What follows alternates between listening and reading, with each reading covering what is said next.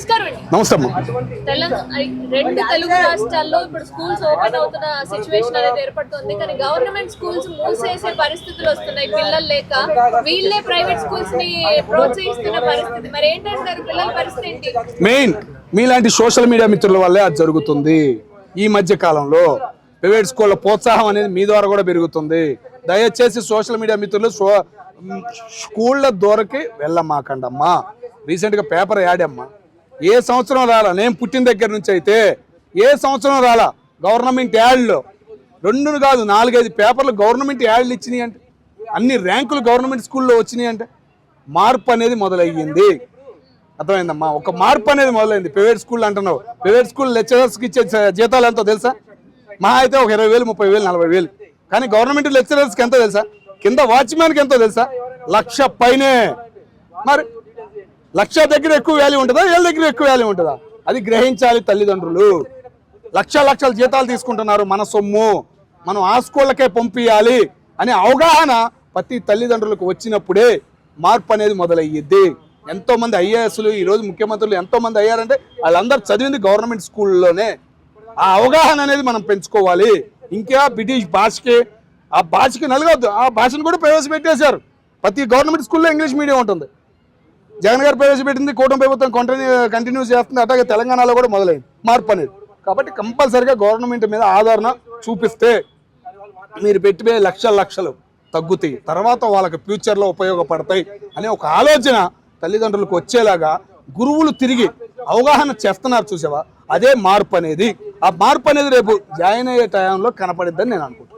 తెలంగాణ రాష్ట్రంలో సుమారు 500లకు పైగా స్కూళ్లలో ఒక 10% పిల్లలు మాత్రమే ఉన్నారు. వాటిని మూసేసే పరిస్థితులు ఉన్నాయి. ఎందుకు అంత దిగజారిపోతున్నారు? ఉందేమ్మా భయం. ఆ గవర్నమెంట్ స్కూల్లో చదివే లెక్చరర్స్ కూడా ప్రైవేట్ స్కూళ్ళు ఉన్నాయి. ఎంతో అక్రమం పెరిగిపోయింది. దానికి ముగింపు పలకడానికే వేసిన ముగింపే అటు ఇటు. నేను రేవంత్ రెడ్డి గారు కూడా రీసెంట్గా చర్యలు మొదలు పెట్టారని చెప్పేసి తెలిసింది. గవర్నమెంట్ స్కూల్ అఘోరంగా ఉన్న వాటిని కూడా, ఇది కాలువల్లో కట్టిన స్కూళ్ళు కూడా ఉన్నాయి. గత ప్రభుత్వాలు కాలువల్లో కూడా కట్టిన స్కూళ్ళు కూడా ఉన్నాయి.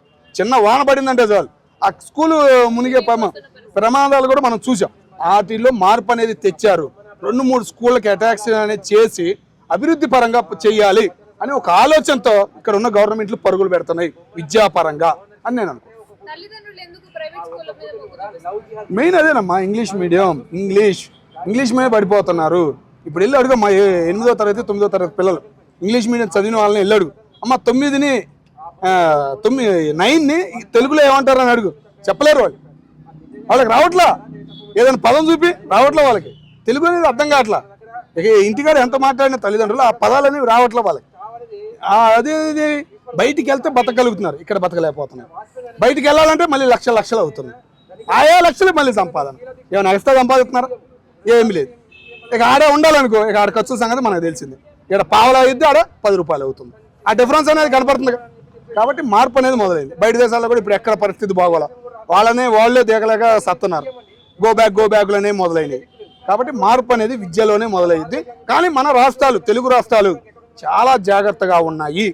2 రాష్ట్రాల ముఖ్యమంత్రులు కానీ మంత్రులు కానీ చాలా జాగ్రత్తగా ఉన్నారు అని ఎందుకు అన్నానంటే, ఆ మాట గవర్నమెంట్ టీచర్స్ బయటకు వచ్చి తిరుగుతున్నారు. గత నెల రోజుల నుంచి పిల్లల్ని గవర్నమెంట్ స్కూల్లో జాయిన్ చేయండి. నేను ఇప్పుడు దాకా చూడలేదు. సెలవులు వస్తే వాళ్ళు ఆగి ఇంటికి పడుకుని ఏదో టూర్లకు వెళ్ళేవాళ్ళు. కానీ ఇప్పుడు తిరుగుతున్నారంటే వాళ్ళలో మార్పు వచ్చింది అనే నమ్మకం నాకు కలిగింది. తిరిగినందుకైనా ఒక 10 మంది అయినా జాయిన్ అవుతారు అనే నమ్మకం అయితే నాకు.